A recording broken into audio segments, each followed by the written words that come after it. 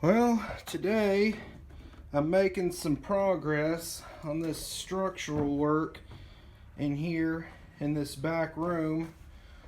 I got that back rim joist totally replaced. Got 3 layers of 2x8.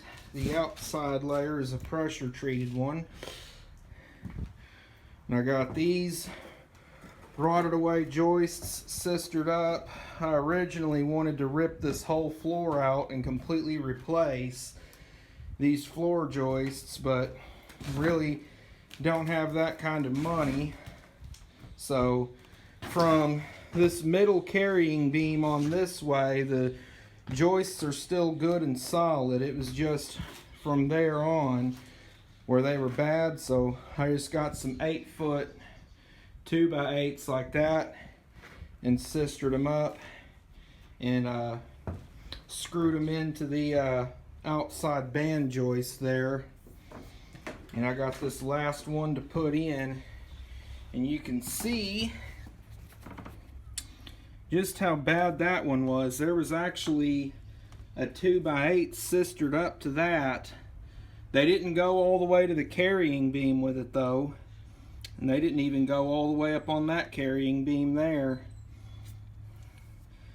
So, just no support there. And I'm actually going to 1 2x8 short because I didn't realize how bad that was. I'm going to have to sister up the other side too to support that bedroom floor in there. But my buddy loaned me his pass load cordless framing nailer, and boy, that has made this job go by a lot faster and easier. Just put the board up there and just tack it down. But that's progress so far. I got to get back to it.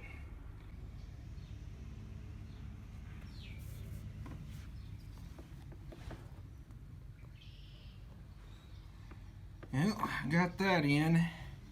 You can see this void here. I can put my hand in. I'm not too worried about it though, because this here is just a divider wall and it still feels nice and solid. It ain't got no movement to it, so I'll just leave that alone. But I do need to get another 2x8 to put over on the other side because we got a floor sitting on it. Don't want that floor to come in.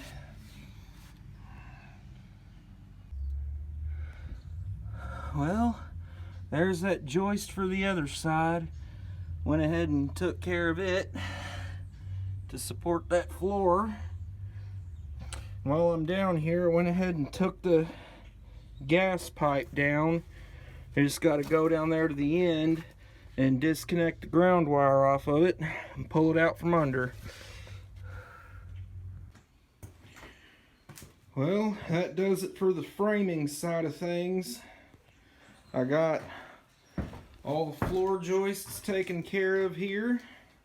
I also took care of the wall framing where the bathroom door used to be. I put these studs here. I cut them to length and then kind of spliced them to the old ones. That's nice and solid. It's not going anywhere. This whole back wall now is nice and solid. My 260-pound ass can lean right against this wall, and it ain't got no give to it. And I came down here, and I had some 2 joists where they were kind of rotted down there at the bottom and weren't making contact with the band joist. And there was a little rot there on that band joist, so I screwed down a 2x4 there, and then I cut these 2x4s here about like this, about a foot tall, and screwed them to the side of these joists with construction screws, and then toe nailed them down with the framing nailer. And got I had a missing piece there, went ahead and cut that and put it in. I drove a few toenails into the original joists where they were making contact with the new band joist.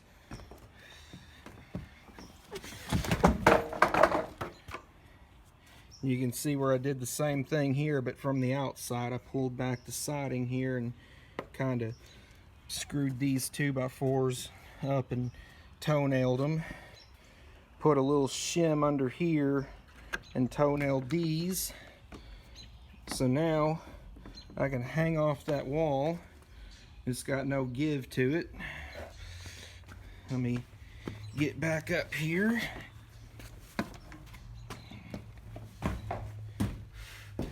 I'm pretty sure this is not exactly the by the book way of doing it, but you know, probably certainly not the way a professional contractor would have done, but it's better than what it was. It's reasonably structurally sound now, and I'm not too worried about it because it had been the way it was for over 20 years and it was still standing. Like this here where I spliced those joists, I'm not too worried about them anyway because they were just cut off and hanging loose in there for probably over 60 years. It's all nice and solid now. So what's next is to come in here and put down the new subflooring. I got 3 sheets of 3/4 inch OSB. I got to do some cleanup in here to make some room to work, and I got to cut back some of this old stuff here with the circular saw, put down some spacers and get the new OSB subfloor down. And then after I get the subfloor all filled in here, I'm going to come back in with some 7/16 OSB and cover over the entire floor with 7/16 OSB to make it all uniform and consistent and for some extra strength. And I also ripped out the old back door, just the whole unit, because I'll be putting in a new pre-hung unit. I did that in order to gain access to the framing. So yeah, it's much better than what it was. About all you really do for a $2,500 house. And I also did some cleanup in here the other night. Came in and swept and vacuumed. I put up my patch over that hole that I made when I did the wiring. Put a patch over this hole that was in the wall for that smokestack pipe, and then put a patch over where I drilled a hole in the wall for the temporary wiring.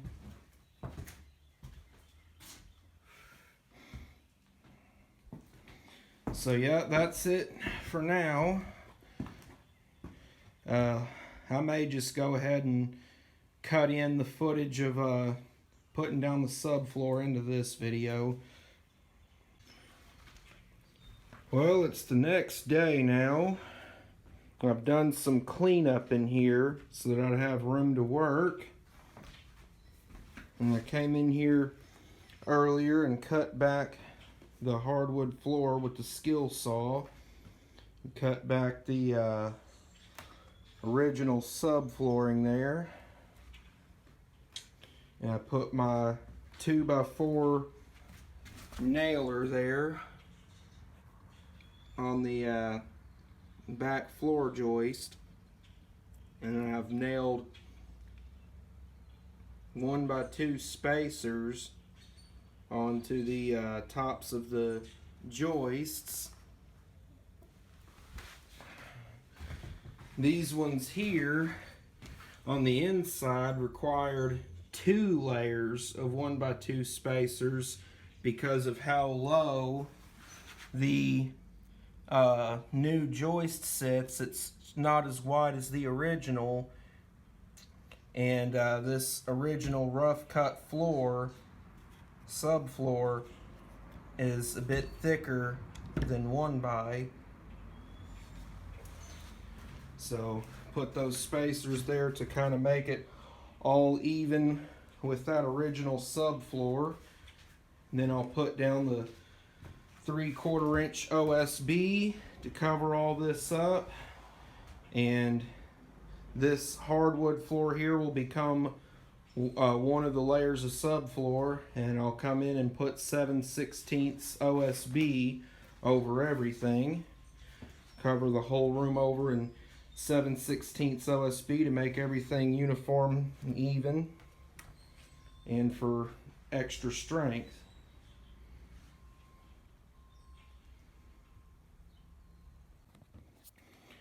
Well, there we go. That's progress. Still not totally done yet. I've still got that section to fill in, but I kind of hit a wall. My tool batteries went dead, and I'm on my last 4 screws. So I know I'm gonna need more screws and have to come back with fully charged tool batteries. But it's a lot better than it was. You can actually walk around over here, walk around freely. The first time I've ever been able to do that since I bought this house. You just got to get that section done and then get the 7/16 OSB to go over the whole thing. And this is nice and solid. No squeaks, no creaks, nothing gives when I step on it. Which is even better than the original floor, because that spot right there, you can see that moves when I step on it, but that'll all be tightened down when I put the final layer over.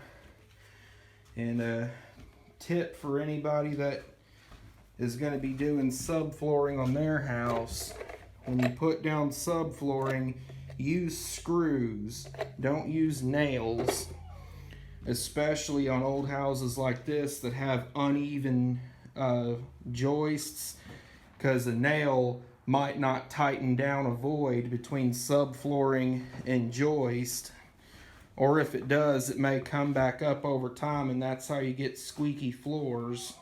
The screw will pull it down nice and tight and keep it down.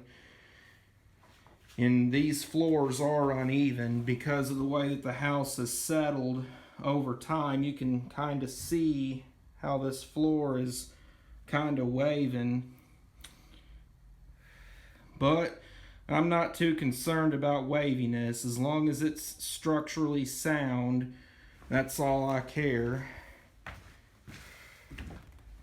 I can jump around on this,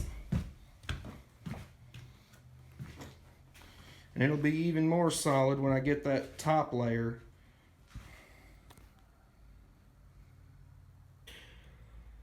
Well, here we are, day 3 of the floor project, and this layer is all done. For the first time in almost 20 years, this kitchen has a whole floor in it. All that's left now is to get the 7/16 OSB and do the final layer. Well, it's later in the evening now, and some more has gotten done. I've permanently sheathed in this opening here where the bathroom door used to be. Got it sealed in with spray foam. Spray foamed all along the bottom of the wall there to seal that in. And I got this sheet of OSB screwed over the opening where the back door used to be. That's just temporary to cover that up until I can get a new back door. And I put a hasp and padlock on the front door, so now finally, for the first time in almost 20 years, this house is secure. I can actually lock it up now and nobody can get in without breaking in. So it's getting close to habitable. Just got to get some other things done before we're ready to move in it. The idea is I'll get it, you know, just habitable before we move in it, and then continue to work on it while living in it. I've still got gotta get some spray foam into here because I got quite a void here between the bottom of this subfloor and this outside band joist. But I did come in and do some more sealing. I got the window and door foam and sealed around the windows. And I went outside and sealed in the holes in the siding where the old wiring was pulled in. You can see, got that sealed in. And I sealed along the bottom of these pieces of OSB sheathing. And also, I got the bedroom closet tore out. I just kind of spontaneously decided to do that. I actually came over here to patch this bedroom floor. You can see I've got a rotted spot there, and then there's a rotted spot over here. And I got to cut those sections out and put a patch down. But I came over here to do that, and looked over at the closet, and I was like, that fucking thing is still here. I think I'm just going to go ahead and tear it down. And so I got that torn down. Another big pile of shit to burn. I was amazed at how much of a big debris pile that closet made. And somebody had a piece of 7/16 OSB nailed to the floor in that closet. I don't know why, but it looked like they had gotten real happy with the nail gun and just went pop, pop, pop, pop, pop, and put a whole bunch of nails in it, because it was a pain in the ass getting that OSB ripped up. And you can see what color the paneling looked like before they painted in here.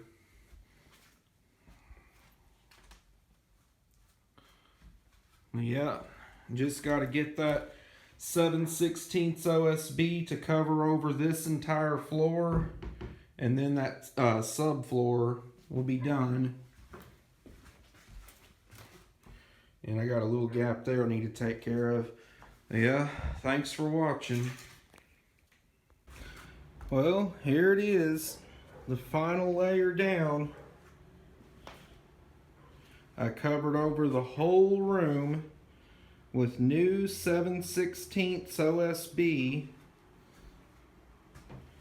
So we got one uniform, sort of even floor.